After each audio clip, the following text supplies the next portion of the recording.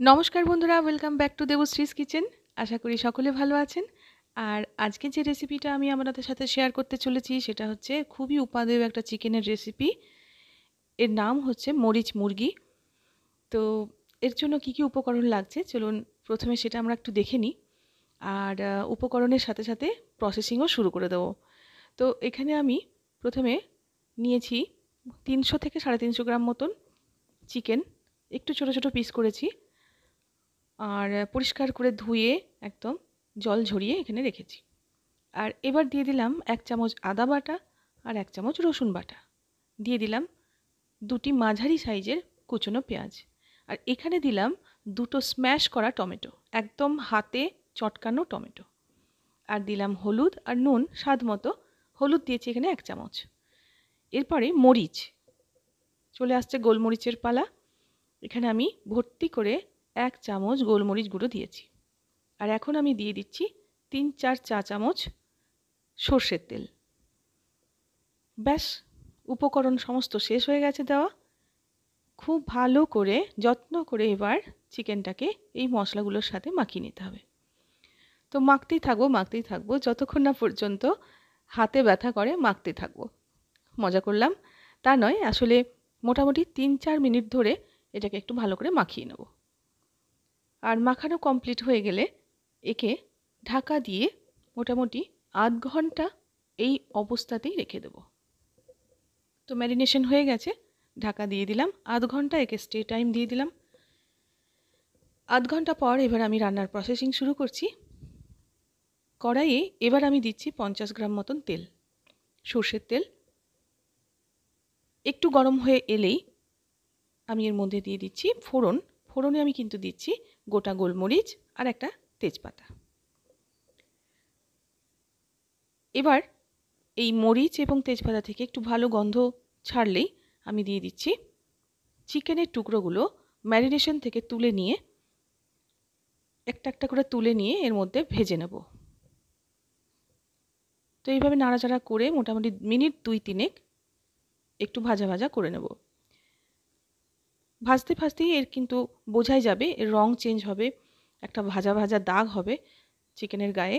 তো সেই মুহূর্তে কিন্তু চিকেনের টুকরোগুলো আবার কড়াই থেকে আমি তুলে নেব। দেখুন আমার কিন্তু এখানে চিকেনের ফ্রাই কমপ্লিট হয়ে গেছে। তো এবার আমি এগুলোকে তুলে নিচ্ছি।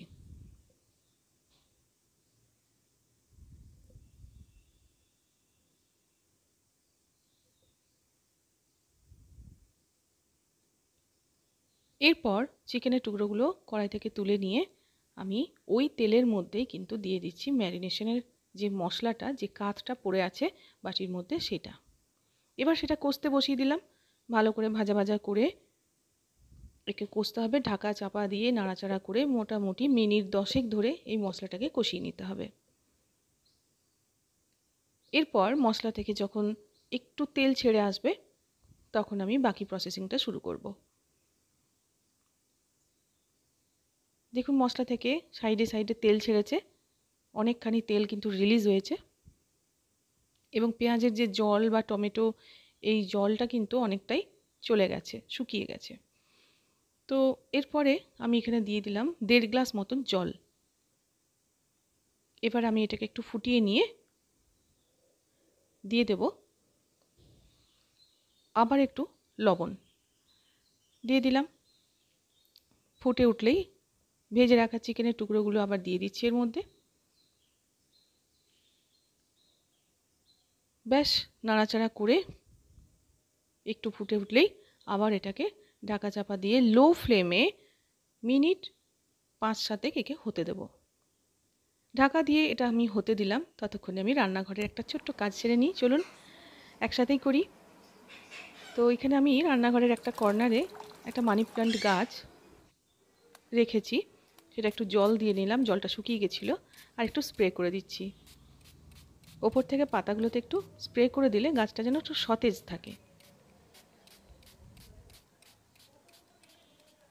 তো বন্ধুরা, চিকেনের যে আমি রেসিপিটা আজকে আপনাদের সাথে শেয়ার করছি সেটা কিন্তু আপনারা খেয়াল করবেন আমি কোনো কাঁচা লঙ্কা কিন্তু এর মধ্যে ব্যবহার করিনি।